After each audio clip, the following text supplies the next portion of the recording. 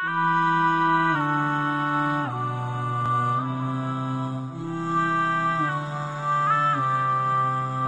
on, these relationships that you think are so awesome, and you know why? And I'll fill you in a little. I'll fill you in, especially the teenagers in the audience and the young people in the audience who kind of just recently kind of shot an email and somebody emailed them back, and a little Facebook thing happened, and a little wink and a little there in the playground, even though it's a separate school. But in recess, you saw each other and like a little bit of that happened. Let me just fill you in a little. All of this is a product of low self-esteem. You think you're ugly. So if a guy thinks you're cute, you're like, really? I'm beautiful? You have low self-esteem. You think nobody's going to like you, nobody's going to want to marry you, and all of that stuff.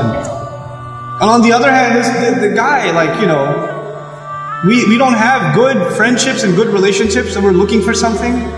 And most of the guys, I don't have to tell you what's going on in your head. You and I have ijma' on this issue. The things that go on in our head. There's no reason for me to explain all of that to you. But just because you have raging hormones and you're like daydreaming about girls and things like that, it doesn't mean that you're in love. It just means that you haven't controlled your temptations yet. And you're ruining somebody's life. You're ruining an entire family. You realize what you're doing? And you call it love? You tell me if she was like 50 pounds fatter, you still be in love? Because she's the same person, same ruh inside her jasad, right? If she was a burn victim or something, if her hand burnt off, or her ear was missing, you still be in love? Or you find somebody else to love all of a sudden? And if you can't answer that question honestly, then come on, you're not in love, you're just hormonal. That's all you are, This is what we've done to relationships that are supposed to be beautiful. Marriage is supposed to be a beautiful relationship. It's supposed to be a lifelong relationship. But because you're watching all of these models on TV and stupid women that are just throwing themselves at men and all this stuff, and you've developed this delusional concept of what it means to have love in your life. Delusional concept. Our deen came to free the world from this nonsense. To free it, because we have a more mature understanding of what it means to have love in your life. To have. I'm not saying you shouldn't marry someone you like. You should. You should be attracted to your future spouse. All of those things are fine, but there's a decency that you have to exhibit before that. And if you're okay with talking to a girl like that, you should be okay with somebody talking to your sister. You're okay with that too? Not if you have any ounce of decency left inside you. If you do, then this is how we have to end these things. And if you've been in that kind of relationship, or you're in one of those relationships right now, nobody knows. Only Allah knows and you know. Don't raise your hand, please. Right? What I'm saying, you're like, after today's lecture, I have decided I no longer want to be your friend. Don't even write that, because even then you're looking for a response. You're kidding yourself. And then you're checking, did she write back? Yes, we should no longer be friends. And then you'll write back, you're right, we really shouldn't be friends anymore. And then she'll write back, yeah, never again. And then you're still doing it. Just stop, just cut it off. Just cut it off. It's not good for you. And guys, I've done a whole series on shame, so I won't repeat the whole thing because it took hours and hours and hours. But I will tell you this. It's okay to be attracted to a girl. Allah put that in you. You're not evil for finding a girl beautiful. It's not haram for you to feel that way. You have to control it though. You have to control yourself. Our deen teaches us self-control. And if you cannot exhibit self-control in one aspect of your life, you'll lose self-control in other aspects of your life. Same thing for you. Same thing for you. Control yourself. Control your giggle. Control your overly friendly demeanor in certain situations. Don't be oblivious to, don't say we're just friends, or he's like a brother to me. If he ain't your brother, he ain't your brother. That's it. That's it. Either he's your brother, you share a mom, or he's not. And that's the end of it.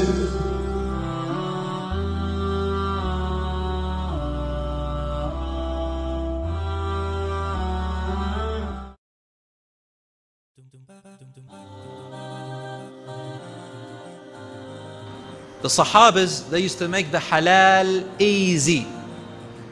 So what became hard? The haram. When we make the halal hard, the haram becomes easy.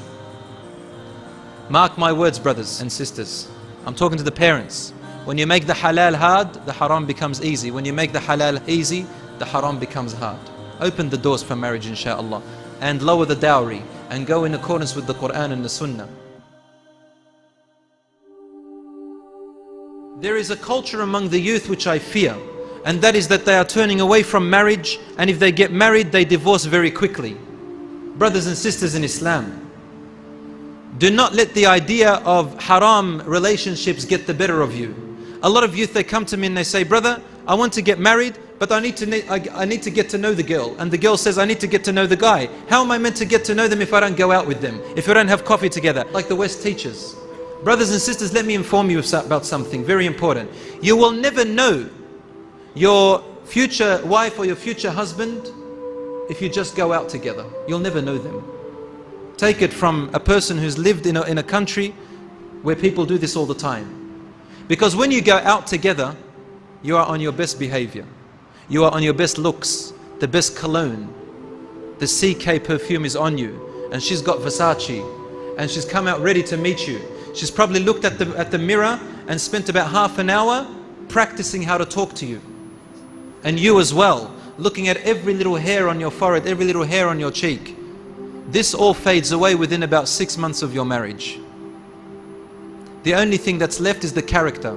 You will never know the true character of this person until you meet them in their home. You go the Islamic way, and you go and ask for their hand in marriage to their father first. A lot of youth, they come to me and they say, I need to get to know the girl first. And subhanAllah, how quick they are to jump on where? Where do they jump on to get to know them? The internet. And messaging, text. They start conversing. Are you interested in marriage? She's on the other side. She's got a username first, right? Let's chat. How did you know I was a sister? Oh, I looked at your profile and you had some really good, I'm interested in that too. And let's get into this conversation. And comes up to me and says, brother, it's in the interest of marriage. My intentions are pure. Your intentions are pure? You're doing this for Allah subhanahu wa ta'ala, but you're doing it your way? What do you think? You're making up your own religion now. So they chit-chat and they chit-chat and they chit-chat, right? First they attract each other. Then they meet each other. Then they look at each other. It's all good to now, right? They haven't touched. Then they want to touch. Then the touch turns into something else. And then finally, they fall in love. In love. Oh, if you only knew. Brothers and sisters, you don't know what love is. This is not love. This is lust, lust. The girl is thinking, oh, how romantic he is. He's like that movie I watched the other day, Twilight Saga. The boy, he thinks he's Rambo. Walking, tensing his muscles. She's thinking how romantic he is, walking me through the garden and the roses and the butterflies. He's got one thing on his mind. And he's thinking, I will tolerate all of this until I get to what I want. If he's a Muslim, you ask him about his sister, he will say, I'll kill any guy who looks at her. If you want to marry someone, then you go in the right way, inshallah. Go through her father first, before you go through the girl. Why? My sisters, I'm talking to you now. Sisters, you've never been a man before. You don't understand how men think. Let your father do the work, inshallah. And obviously the fathers, I encourage you to be a bit more courageous and find husbands for your daughters. Don't sit there and make it difficult. Open the doors for marriage, inshallah, and lower the dowry and go in accordance with the Quran and the Sunnah. So the brother comes to the father and the father likes him. Then you meet the daughter, and if you fall in love with her, alhamdulillah. But the other way, if you fall in love with each other, you come to ask for her hand in marriage, and then the father says, over my dead body. What are you going to do then? You've fallen for each other. What are you going to do? The boy is dreaming about her. She's dreaming about him. He's the love of her life. She's the love of his life. That's what the shaitan tells you. What are you going to do? They start to cry. They start to this. They want to commit suicide. So they elope. They run away together. So he goes and marries her for 2 months. That's what happens, my sisters. And that's one of the reasons why divorces happen. He doesn't want you anymore. There are brothers who get married and they want to marry a second wife.